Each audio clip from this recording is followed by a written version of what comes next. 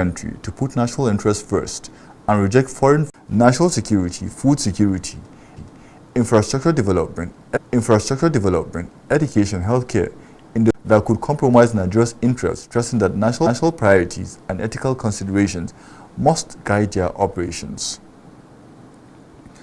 Now, the Senate has moved to investigate the inclusion of the proposal. He had publicly described the PFIC as a fictitious and unauthorized agency and reportedly directed security agencies to arrest its self-acclaimed officials for alleged forgery and impersonation.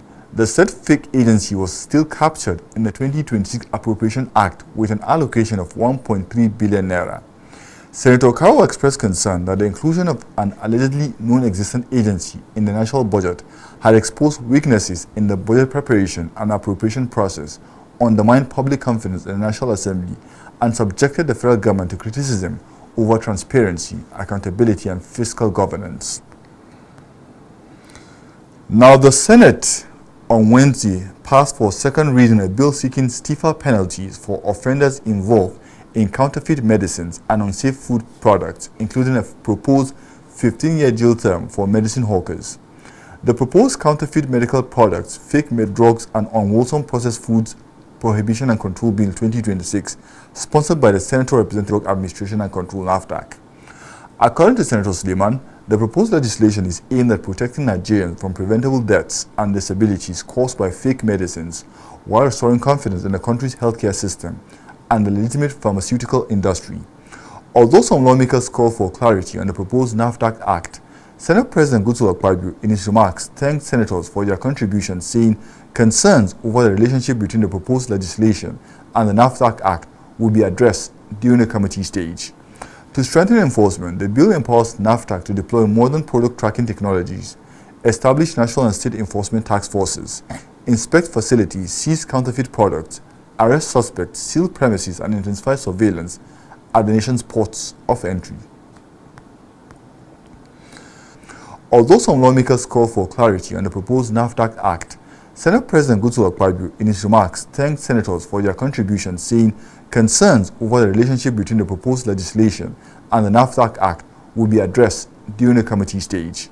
To strengthen enforcement, the bill empowers NAFDAC to deploy modern product tracking technologies, establish national and state enforcement task forces, inspect facilities, seize counterfeit products, arrest suspects, seal premises, and intensify surveillance at the nation's ports of national importance on the urgent need to address the poor funding of appropriated budgets and delayed releases. To the presentation submitted a copy of the motion containing the association's commitment to global best practices.